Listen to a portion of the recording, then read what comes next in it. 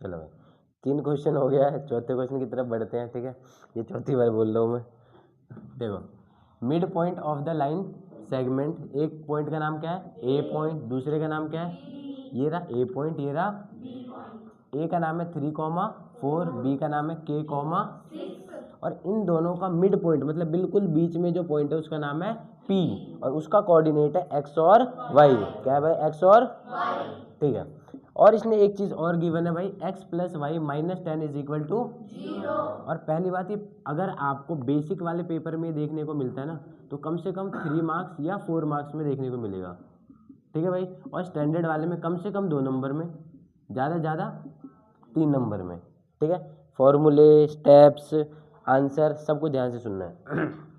जब भी बात किसकी होगी यहाँ पे मिड पॉइंट की। ठीक है, जब मिड पॉइंट की बात होगी तो x का जो कोऑर्डिनेट है उसका होता है x1 + x2 अपॉन में 2 और y कोऑर्डिनेट कैसे निकालते हैं y1 + अपॉन में 2। ये x1 और ये y1, ये x2 और ये इतना क्लियर है। पहले हम एक काम करते हैं x कोऑर्डिनेट निकालते हैं। ठीक है, x1 का मतलब क्या है 3 और x2 का मतलब क्या है k, ये रहा x2। ठीक है भाई, अपॉन में 2, इतना क्लियर है। यहाँ से हमें कुछ नहीं मिला फिर भी हम इसको इक्वेशन नंबर 1 मानते हैं। क्या मानते हैं इक्वेशन नंबर 1, इतना क्लियर है। फिर y is equal to y1 की जगह पे क्या लिख सकते हैं प्लस y2 की जगह पे क्या लिख सकते हैं 6 और अपॉन में 10/2 कट जाएगा ना भाई इसका, तो y कितना आ जाएगा 5, इतना क्लियर है। अब y 5 आया है, एक काम करते हैं गिवन था हमें, क्या था हमें गिवन, ये चीज़ तो गिवन है ना कि x + y - 10 is equal to, इसमें हमें कुछ नहीं करना है, ये गिवन है। x की जगह हम कुछ नहीं लिख सकते भाई, y की जगह क्या लिख सकते हैं -5 नहीं सिर्फ 5 माइनस का 10 इज इक्वल टू, इन दोनों को सॉल्व करेंगे तो कितना आएगा और x की वैल्यू कितनी आ गई, इतना क्लियर है। अब इसको लिखेंगे put x is equal to 5, put x is equal to 5 in equation 1, in equation 1। ठीक है, ये जो x 5 आया है y 5 आया है, एक काम करते हैं इसको हम बाद में लिखेंगे, पहले को क्वेश्चन पढ़ते हैं। उसने क्या बोला था, 2 पार्ट था। इसने बोला है मिड पॉइंट, इसने ये दे रखा है भाई ये वाला है ना, तो सबसे पहले लिखते हैं मिड पॉइंट। यहाँ पहले लिखेंगे the mid point is equal to कितना है भाई x, y था ना, तो x, y की जगह पे क्या लिख देंगे हम 5, 5, इतना समझ में आ गया।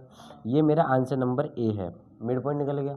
दूसरी चीज़ हमें असलियत में क्या निकालना था, k की वैल्यू क्या निकालना था, यहाँ लिखेंगे put x = 5 in equation 1, in equation 1 तो ये रहा, तो x is equal to 3 + k/2।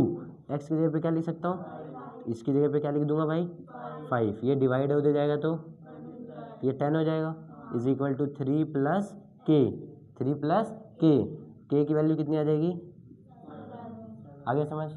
और यही हमारा क्या है, आई होप आपको बहुत बढ़िया समझ में आ गया हो, कोई दिक्कत परेशानी। क्वेश्चन नंबर 5 ये ज़्यादा इंपॉर्टेंट है भाई, क्योंकि इसमें देखो 2 चीज़ें निकालनी है। सबसे पहले फाइंड द, ये एक पार्ट है, ऑल्सो मतलब दूसरी पार्ट है ना, जिसमें हमें क्या निकालना है वैल्यू ऑफ, तो ये बी पार्ट हो गया, ये ए पार्ट है और ये बी पार्ट। ये आएगा तो 5 मार्क्स या 4 मार्क्स में देखने को मिलेगा बेसिक में, और स्टैंडर्ड में एक एक नंबर कम करके कर लो। ठीक है भाई, 3 नंबर या 4 नंबर, इससे ज़्यादा नहीं पूछेगा। ठीक है, अब एक बार देखते हैं क्वेश्चन क्या कह रहा है। Find the ratio in which the point this, अब एक पॉइंट है, एक क्या है अभी कहाँ पे है यह अभी हमें पता चल जाएगा। डिवाइड कर रहा है लाइन सेगमेंट, अब लाइन सेगमेंट बनेगा कैसे, 2 पॉइंट को ज्वाइन करने से ना भाई, तो ये रहा एक पॉइंट और ये रहा, मान सकते हैं इसको ए मान लिया, एक को बी मान लिया। ए की जगह पे क्या लिख सकते हैं -5, -4, बी की जगह पे क्या लिख सकते हैं -2, इतना क्लियर हो गया। अब इन दोनों के बीच में एक पॉइंट है, इन दोनों के बीच में क्या एक, तो ये रहा है यहाँ पे पॉइंट, इसका नाम हम पी देते हैं, एकदम लास्ट क्वेश्चन जैसे ही बन जाएगा। ठीक है, पी कितना दे रखा है इसने के। कितना आ गया समझ में? अब एक बात बताओ, हम इसको मानते हैं x1, इसको मानते हैं y1, इसको मानते हैं x2, ठीक है, ये होता है x और ये होता है, और इस क्योंकि यहाँ पहले से k है ना, हम इसको k/1 नहीं मान सकते। जनरली हम क्या मानते हैं? k/1। तो एक काम करते हैं, इसको α/1 मान लेते हैं। इतना समझ आ गया? अगर इतना आ गया तो आपको दो चीज़ याद रखना है कि इस केस में जब रेशियो वाला क्वेश्चन हो, कौन सा वाला क्वेश्चन हो भाई, तो उसमें दो कोऑर्डिनेट होता है, एक x होता है और एक ये बीच वाला जो पॉइंट होता है, ठीक है। इसका जब x निकालना हो, क्या निकालना हो, तो फॉर्मूला क्या होता है, m1x2 प्लस m2x1 अपॉन, इतना समझ आ गया? ये हमारा m1 है, ये हमारा m, क्लियर हो गया? सिमिलरली इसी तरीके से एक और फॉर्मूला होता है हमारे पास y कोऑर्डिनेट का, जो क्या होता है भाई,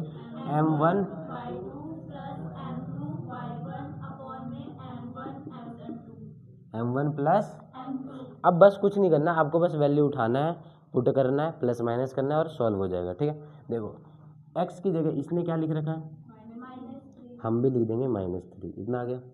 m1 ये रहा, m1 की जगह क्या लिखेंगे, अल्फा, x2 की जगह -2 प्लस m2 कितना है और x1 कितना है, अपॉन में m1 plus m2 alpha plus 1, ये डिवाइड हो रहा है पूरा, उधर जाएगा तो -3 मल्टीप्लाई करेगा alpha plus is equal to, इसको सॉल्व करेंगे तो -2 अल्फा, इसको करेंगे तो माइनस का, इतना क्लियर है? ये 3 एक बार यहाँ और एक बार यहाँ मल्टीप्लाई होगा तो -3 अल्फा -3, इतना समझ आ गया, is equal to -2 alpha minus, एकदम क्लियर है, बढ़िया समझ आ रहा है, गुड। इसको उठा के हम इधर ले आएंगे भाई, इसको उठा के उधर लेके जाएंगे, -3 alpha plus 2 alpha is equal to -5 plus 3, इनको सॉल्व करेंगे तो माइनस अल्फा, इनको सॉल्व करेंगे तो माइनस से माइनस, अल्फा की वैल्यू कितनी आ गई। अब इसमें दो पार्ट निकालना था, कितने पार्ट निकालने थे, एक इनमें बोला था फाइंड द रेशियो, अल्फा कितना आ गया 2, तो 2/1 हो जाएगा, 2/1। तो एक काम करता हूँ, मैं पहला आंसर लिख देता हूँ यहाँ पे, द रेशियो इज जो क्या माना था α/1, वो अब क्या हो गया 2/1। देखो यहाँ तक आ रहा है एक बार, गुड। तो ये हमारा हो गया फर्स्ट आंसर। कौन सा आंसर हो गया भाई, ये एक लाइन में पूरा बढ़िया समझ आ गया। अब ये y वाला फॉर्मूला पता कहाँ यूज होगा,